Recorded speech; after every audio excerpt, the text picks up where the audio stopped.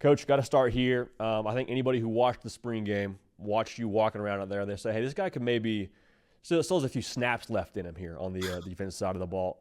What are you maxing these days? Are we still throwing around like 225 for reps, or what are we working with there when it comes to the weight room out there in South Bend?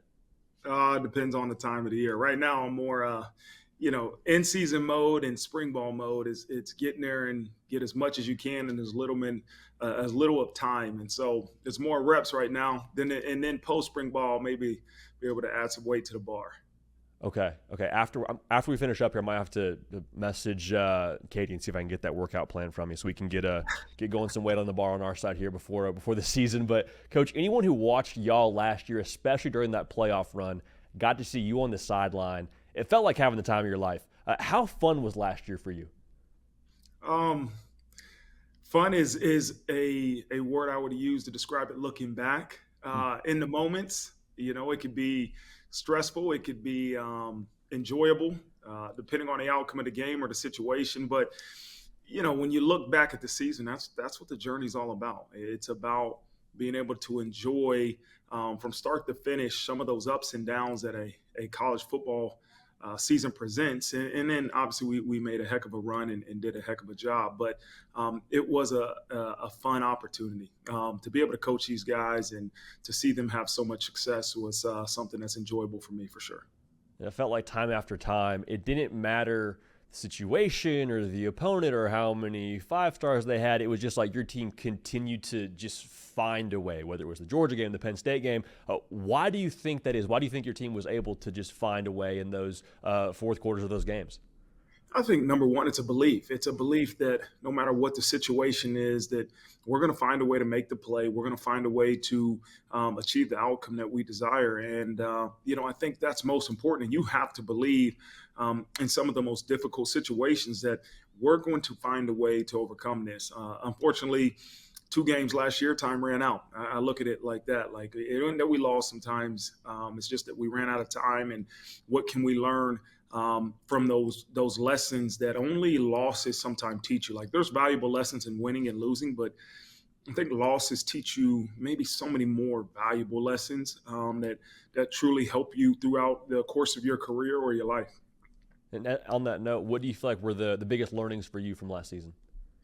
Well, I think when you lose a game to Northern Illinois and you look back at that situation where week one have a huge win on top of the college football world, and then week two you're pretty much the embarrassment of college football. And what we had to learn from that game is how to handle success. Right? I think this was the first time in my 3 years as a head coach here that we won that first game, that first big game. The two previous years we lost a big one early and kind of came from behind as you looked at the season as a big picture. But this year, to start so high, we had to learn how to handle success. And then I think there's valuable lessons in the loss to Ohio State and in terms of schematically some things we have to do.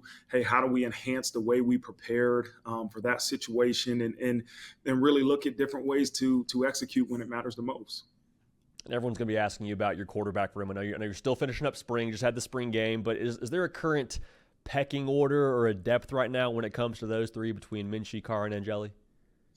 You know what? I truly believe we have three quarterbacks that can all start for Notre Dame and help us win in every game we play. And as much as that is an awesome situation, it's a difficult one too, because ultimately as we get ready for the Miami, Florida, we can only have one being a starter. And so we have time to figure out who that guy is going to be. They're all doing things really, really well. Everybody has areas of improvement, but I've been so pleased with the collective group of those three guys and the way they performed, the way they've handled some difficult situations in spring ball, and the way they've led the offense to and constantly improve.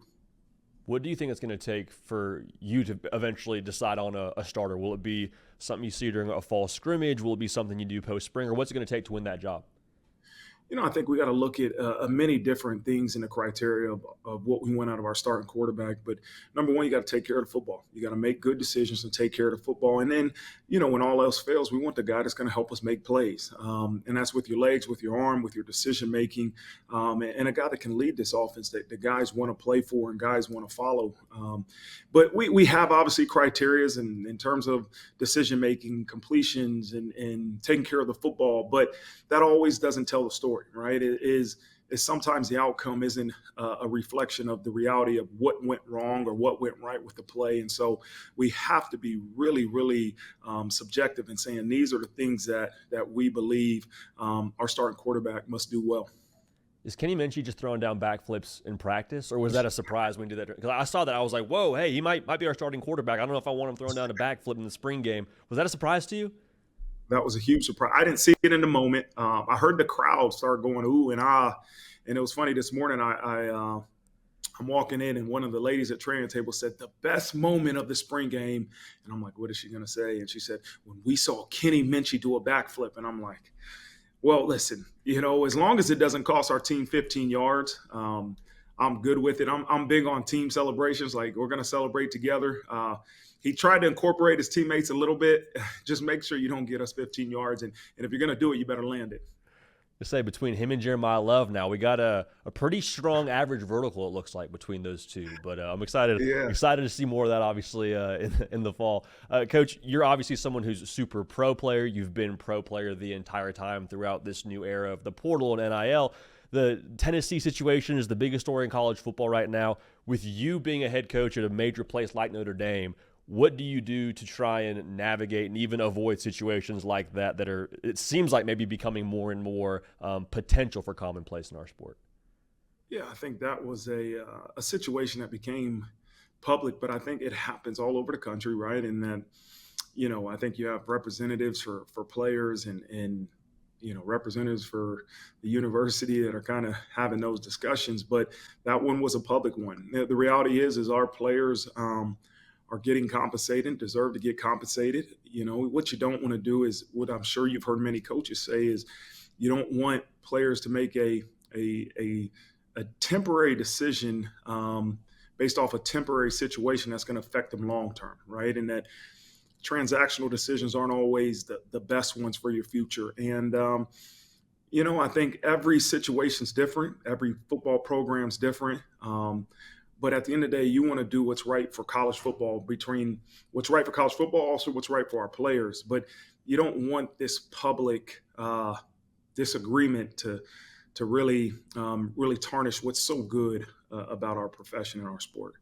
It's interesting you mentioned that, because you go down your roster, there are so many familiar last names. Burris, Bettis, last year Jordan Clark was on your team. Why do you think so many NFL families send their sons to go play for you at Notre Dame? I think everyone is different, right? Everyone has its own strategic reason. But, I think if I look at it in the big picture, some are former players, right, that they played at Notre Dame and their sons come to Notre Dame. But then some, like Elijah Burris, Plaxico Burris didn't play at Notre Dame. But I think as you look at Burris and Urlacher and some of those guys that see the value of this university, right, and the opportunity to develop as a football player as well here as anywhere else in the country, but also the opportunity to get a degree that will truly take care of you beyond the game of football. And I think a lot of those guys that have played in college and played in the NFL understand the value of this university, and not only its football program, but the network and the people that you're in contact with every day here at a place like this. So, for those guys to trust the future of their sons with our football program is humbling. It means the world, but we got to continue to make sure that we're selling the right product, right? Not only just the development of you as a football player, but the holistic approach into you as a human and you as a student. I think people that watch and know college football know your reputation as a recruiter and what you're on the recruiting trail. Have you felt like there's any more maybe extra juice for the Notre Dame brand after last year's run, especially with the win over Georgia in that part of the country? Well, I think as young people look at Notre Dame football, we haven't won a championship since 1988, right? And maybe their parents have understood the magnitude of Notre Dame football. But I think for us to be on that national stage and to go on the run we did was important for the younger generation to say, you know what, I can go to Notre Dame and I can compete for national championships and I can be developed for the NFL. And that's important. I think ultimately what's most important is the relationships that we develop with those guys in recruiting, with the guys we have in this building, because at the end of the day, young people will desire relationships, and that's what's going to get them to say yes. And I know a big part of developing those relationships here going forward is your staff and what they're doing on the recruiting trail. Hired a new DC in Chris Ash.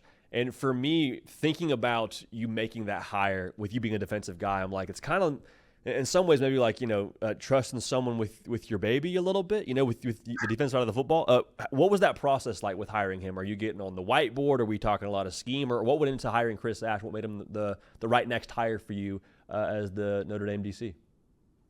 I think one was the person I knew in Chris Ash through history, right? When he was at Ohio State, I got a chance to know him and know people that worked with him hand in hand and heard great things about him. And then I followed him as he went to Rutgers. And when he was out the year at Rutgers, he came down to Cincinnati and spent some time with us there.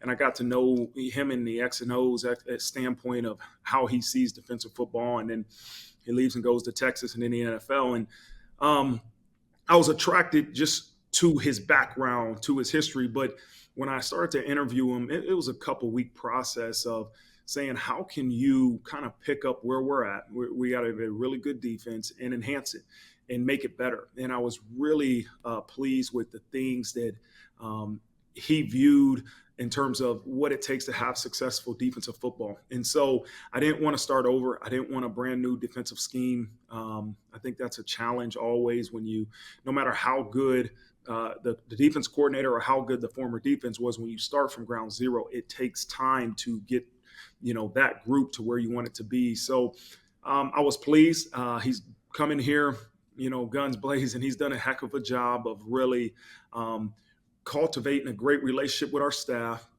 really developing a relationship with our players, enhancing the things that we've done previously. And I'm pleased with where we're at after those 12 practices. And then on the other side of the football, you got Coach Denbrock coming back, but new quarterback. We already talked about that. But how do you see that offense potentially looking different now with no number 13 back there, or at least not number 13 in Riley Leonard? Do you see it being a little more of a vertical attack, get the ball to Great House, or is it going to be kind of more of a bread and butter what last year was? How do you see that side of the football evolving? I think our core principles of what we do offensively won't change. The beliefs we have in being able to run the football and be able to take vertical shots and RPO in at certain times against what a defense is going to do to take away what you do successfully offense, those won't go away. But at the end of the day, you got to fall in love with what your guys do well. Very similar to Riley Leonard in terms of, it was a progression to figure out what Riley does really well. And what we had to do is tailor our offense towards that, call it in a way that he felt comfortable executing what we called. And there's great offensive plays. There's people that have wonderful offensive plays, but if your players don't understand the what and the why and the how, guess what? It's not going to be really successful. So we got to make sure that, again, let's tailor what we're doing to the strengths of our quarterbacks. I think they all do similar things well, but also all have a little bit different strength in certain areas. So depending on who the starter is going to be, we'll tailor the offense to fit that guy so we have success. But again, the core of what we're going to do offensively won't change. And then having number 4 back there for him too probably isn't a bad thing overall. It sounds like he's cross-training some at receiver, I heard him say on the spring game broadcast. What's next for him this year? What's next for Jeremiah Love? Yeah, I think, in those wild dreams that he has, he might think he's a receiver. But, he does a really good job in the backfield. And our challenge is to find as many ways possible to get the ball in his hands. And if that means putting him at wide out, maybe we'll do that. If that means motion him from the backfield or back into the backfield, we'll do that. But For's a playmaker. And I think he'll also be the first one to tell you with the ball in his hands, he's as good as those guys in front of him. We have a lot of confidence in our offensive line. We've got 5 guys that have all started for us that are coming back, and they will be the strength of our offense. Like, there is no ball carrier that's great without a great offensive line. And so we love Jeremiah. He's going to do some wonderful, wonderful things for us this year. But we love the strength of our offense, which is always going to be our offensive line. And Coach, do you feel like last year, I want to be careful how I ask this, because last time we talked about you feeling like, you didn't try to make Notre Dame cool again, but if people are saying that, so be it. Do you feel like what y'all did on the field last year even rebranded Notre Dame even further? I mean, being a real player here in the national picture when it comes to competing for national championships and always being in that playoff discussion? I think every young person wants to play for a winner. And I think what you saw last year was a football program that's going to win a lot of games. And we fell short in the national championship game, but that hopefully is the foundation for what this program is moving forward. And so I always tell our guys, if playing for Notre Dame is cool and we're making it cool again, I want it to be selfless. I want it to be being a part of a program that's bigger than yourself, because that's to me what is cool. That's to me is what is going to create a lot of success for these guys as a football team, but also in life as husbands, as fathers, as people. And so selfless, I hope being selfless is what's cool, because that's what these guys are really displaying, and that's what's going to contribute to success moving forward. It was cool to see that as a viewer during the playoff run. Like it felt like a CVS receipt long of injuries throughout that playoff run, throughout that season. It was just next man up. It's about the team, find a way, and it was very cool to see it all happen on the field. Coach, last question for you. Appreciate all your time. Your son committed to wrestle at Cornell, which is somewhere I played football at. What has to happen for us to rent you out a couple of weekends during the fall, get you to maybe call celeb shot a couple of defensive game plans maybe for us to get us to the top of the Ivy League? One, congratulations. Two, how do we make that happen? Well, I've talked to my son a little bit about, am I supposed to say go Big Red? Is that the call? Yeah, absolutely. Absolutely. Go Big Red, right? And trust me, I'm a huge Cornell fan now. I'm just so proud of him for making a decision that I truly believe will impact the rest of his life in a positive way. And although Cornell's wrestling program is one of the best in the country, to me, his chance to go get an Ivy League education is going to do wonders for his life. And I'm a huge fan. The thing I think I learned more than anything in recruiting, it's a reminder, right, is that the best thing in sales is to figure out is who's the champion, who's making the final decision. And although people think that I'm probably more involved than I am, but Cornell won my wife over. And that's a huge reason why my son chose to continue wrestling in Ithaca. So I'm excited for him.